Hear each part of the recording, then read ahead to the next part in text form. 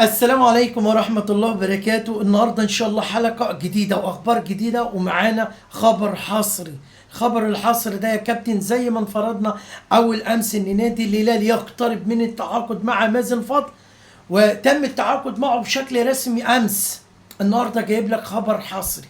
الخبر الحصري: مهاجم المنتخب الأوغندي يوقع لنادي الهلال لمدة 4 سنوات، والإعلان بعد نهاية مباراة المنتخب الأوغندي في كأس أفريقيا للمحليين. ديت أول الأخبار.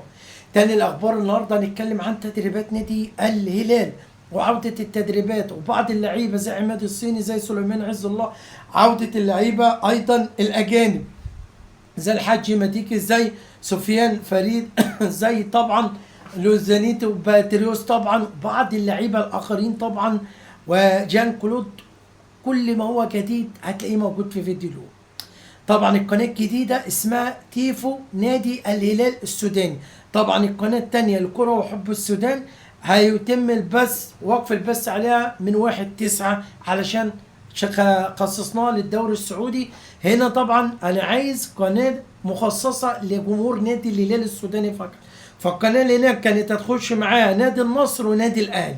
حقيقه انا عايز جمهور نادي الهلال يكون له قناه لوحده، عشان كده خصصت القناه دي تيفو الهلال السوداني، قناه مخصصه لجمهور نادي الهلال السوداني فقط. كل اللي عليك يا صديقي العزيز ان انت تدعم القناه الجديده دي، علشان القناه التانيه ان شاء الله يتم ايقاف البث عليها بدايه من 1 سبتمبر، وهيكون كل فيديوهات نادي الهلال هنا على القناه. ادعم القناه، كل يوم ان شاء الله ننزل عليها فيديوهات ايضا. اول حاجه يا صديقي العزيز، عطر فمك بذكر الله وصلي على الحبيب قلبك يطيب. لايك جميل منك واشتراك في قناه تيفو نادي الهلال السوداني. وكل اللي حابب ينضم لاصدقاء القناه اكتب لي اسمك في التعليقات عشان اضيفك ضمن اصدقاء قناه جمهور نادي الهلال السوداني، وهتبقى قناه تيفو الهلال السوداني. يلا يا كابتن نخش للتفاصيل.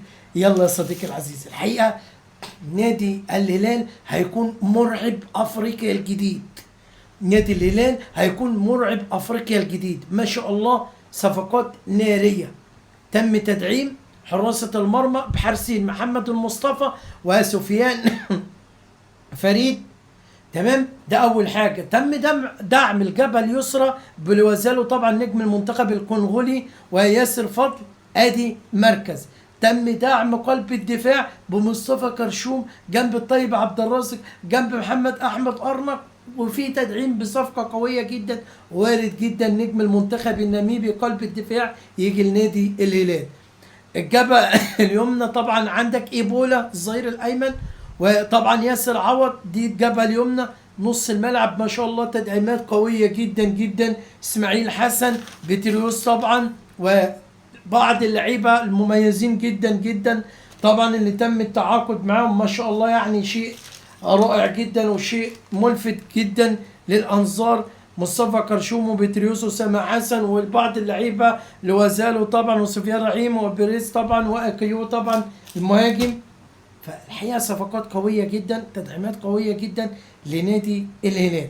طيب احنا عندنا ما شاء الله الحاج مديكي ارتكاز نص الملعب، عندك ولي الدين بوجبا، عندك ايضا صلاح عادل، احمد عصمت كلن، عماد الصيني، ما شاء الله يعني كوكبه من النجوم الحقيقه. اسماعيل حسن صانع اللعب جنب عبد الرؤوف رؤى طبعا. ايميت التندينج، حكايه ايميت التندينج.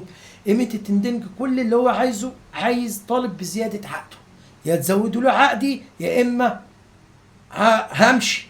طب انت هتمشي بمزاجك؟ مش هتمشي بمزاجك. انت عقدك مستمر مع نادي الهلال، ولو كل واحد لاعب عايز يزود عقده يعمل زي كده، يبقى نادي الهلال كل يوم واحد هيعوز يزود عقده. في عقد، والعقد خلاص الكلام منهي. فبالنسبه ليميت تندنج، اتمنى ان يتم التواصل بحل ودي، ان اللاعب حسب مشاركتك شارك وتألق واحنا نزود لك عقدك يبقى بالنسبه حسب المشاركات. في حاجات كتير جدا ممكن محمد ابراهيم العليقي نائب الرئيس ان هو يعملها بحيث ان اللاعب يظهر بمستوى جيد ويتألق. نتمنى حل المشكله دي. طيب ده بالنسبه لمين؟ لإيميت تندن. النهارده تدريبات اليوم، طبعا النهارده الاثنين اول يوم في التدريبات. اول يوم في التدريبات النهارده ركز ريشكامب طبعا المدير الفني الجديد والطاقم الجديد، وايضا المدير طبعا كابتن خالد بخيت طبعا مساعد ريشكامب. طبعا النهارده التدريبات شهدت بعض اللعيبه، سليمان عز الله، احمد الصيني، بعض اللعيبه المحليين اللي ما انضمتش زي ياسر، زي اسماعيل، اللعيبه دي كلها طبعا اللعيبه دي كلها انضمت. تمام. تدريبات ان الحاج مديك انضم للتدريبات ايضا مساء اليوم، ريزنت وطبعا وبتروس، اللعيبه دي كلها وقيو، اللعيبه دي كلها تم انضمام اليوم، مصطفى غرشون، اللعيبه دي كلها تم انضمام اليوم. وشاهد التدريب النهارده بدايه التدريبات المدير الفني ركز على حاله اللياقه البدنيه، ان هو عايز يرفع معدلات اللياقه البدنيه بشكل قياسي علشان اللعيبه تقدر تواظب الموسم. طبعا مشاركات قويه جدا، دوري ابطال افريقيا، وبعد الكلام كتير جدا عن بعض البطولات. هنشوف خلال المرحله اللي جايه دي ايه اللي هيحصل وايه اللي هيجد. تمام. فالنهارده المدير الفني ركز على رفع معدلات اللياقه البدنيه، وبعد كده تدريبات الكره ونخش في المباراه والحاجات دي كلها. وارد ان نلعب 3 مباريات وديه مع احد فرق تنزانيا. تمام. كل التوفيق ان شاء الله لنادي الهلال. طب هنا انا محتاج يا كابتن ايه؟ النهارده طبعا احنا ضمينا مازن فضل، اتكلمت عنه اول امبارح في الفيديو ان من نادي الهلال يقترب من التعاقد مع موهبه المنتخب السوداني. قلت اتمنى ان نادي الهلال يخلص هذا اللاعب الرائع جدا مازن فضل، وفعلا نادي الهلال اعلن التعاقد معاه بشكل رسمي امس لمده 4 سنوات. بفضل الله طبعا كله. مازن فضل جناح رائع جدا، مميز جدا في الانطلاقات بتاعته، في الارتداد الدفاعي اللي هو بالدور الدفاعي مع ايبولا. لاعب مميز واضافه قويه جدا لمركز الجناح مع ادامه كولوبالي. تمام. انا محتاج يا كابتن، محتاج راس حربه، مهم جدا ان انا اجيب راس حربه مع الغربال. تمام. طيب هنا منتخب، طبعا اتكلمنا عن اكتر من لاعب، اتكلمنا عن بيتر الشراوي اللي كان قريب جدا من الصفقه، ولكن الصفقه توقفت لان المدير الفني ريشكامب طلب ان هو يشوف في بعض اللعيبه في كاس افريقيا للمحليين المقامه حاليا، والمدير الفني تابع اكتر من لاعب منهم يوسف كابوري طبعا نجم المنتخب السنغال، نجم المنتخب البوركيني، وبعض اللعيبه.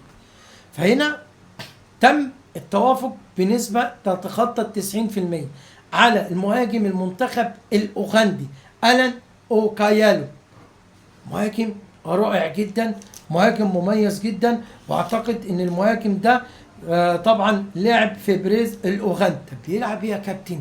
عنده 25 عام، بيلعب ما شاء الله في اكتر من مركز، بيلعب خط وسط هجومي، كان بيلعب مع المنتخب الاوغندي في كاس افريقيا الحاليه المحليين، بيلعب جناح واوقات بيلعب جنب راس حرب، يخش كراس حربه واحد. يعني لاعب بيقدر يقدم لك الاضافه في اكتر من مركز. الجناح مركز صانع لعب 10، بيخش كمهاجم وهمي تحت راس الحربه اللي هو المهاجم 9.5. تمام. لاعب رائع جدا، اضافه قويه جدا لنادي الهلال. طيب كلام ان هو وقع لمده 4 سنوات، وهيتم الاعلان عن الصفقه بعد افريقيا. ده الكلام اللي عندي، ولكن الحقيقه هنشوف هو وقع فعلا ولا لا، ولكن المصادر اللي عندي ان هو وقع. وزي بفضل الله قلت لك ان مازن فضل قريب جدا من التوقيع، مفاوضات قويه، فعلا نادي الهلال اعلن عن الصفقه. فهنشوف لو جه الولد ده، اعتقد اضافه قويه جدا جدا لنادي الهلال، لانه هيحل لك مشاكل كبيره جدا يا كابتن. من ضمنهم طبعا ان هو بيلعب كجناح يمين، ممكن يلعب مكان ادامه كولوبالي، بيلعب كصانع لعب، ممكن لو قيمه التندنج يعني تبت ممكن يلعب الحته دي مع عبد الرافع او اسماعيل حسن طبعا واحمد عصمت كنل. تمام. بيلعب كرأس حربة، ممكن بيخش كرأس حربة، احل لك مشاكل كبيرة جدا. هذا اللاعب الرائع المتألق بشكل لافت، سجل 4 أهداف، شارك في 4 مباريات في كأس أفريقيا الحالية للمحليين، سجل 3 أهداف وصنع هدف. لاعب مميز جدا جدا جدا، واعتقد ان ده هيكون الصفقة السوبر ستار لنادي الهلال السوداني. الصفقة اللي بتمناها موسى كانتي نجم نادي المريخ، وقريب جدا على فكره ان شاء الله من التوقيع لنادي الهلال، لان موسى كانتي عقده هينتهي يوم 1 ابريل 2026، يحق التوقيع لاي نادي يوم 1/10. فان شاء الله اعتقد ان جناح ايسر رائع جدا، واحد المواهب الصاعده الواعده في الدوري السوداني والكره السودانيه. كل التوفيق ان شاء الله للمنتخب السوداني الحبيب في مباراة الغد أمام المنتخب السنغالي. طبعا المنتخب عنده 4 نقاط، السنغال عندها 4 نقاط، نيجيريا أو نيجيريا لا أعتقد بدون نقاط، نيجيريا عندها نقطة. تمام. طيب لا نيجيريا أيضا بدون نقاط لأن اتغلبت المباراتين، طبعا اتغلبت من السنغال واتغلبت أيضا من المنتخب السودان. طيب كل التوفيق ان شاء الله. المنتخب طبعا الكونغولي اعتقد بكره هيلعب، فان شاء الله نقدر نفوز ونصعد تلقائي ان شاء الله باذن الله، او نتعادل على الاقل ونصعد ان شاء الله. طيب اصدقاء القناه يا كابتن، طبعا كل اللي حابب ينضم لاصدقاء القناه، لسه طبعا القناه جديده، وكل اللي حابب ينضم ويكون صديق للقناه اكتب لي اسمك في التعليقات تنضيفك. معانا بعض الاصدقاء، الدكتوره ريتاج بشكرها شكرا جزيلا طبعا، والدكتوره شكرا طبعا، وبعض الاصدقاء الاستاذ محمد حسن والاستاذ بشري، وطبعا عبد القادر السيد بشكرهم شكر خاص طبعا، وطبعا بعض الاصدقاء زي حسن تنبكتي والحضري وبعض الناس شكرا جزيلا. وكل حابب ينضم اكتب لي اسمك في التعليقات يا صديقي العزيز.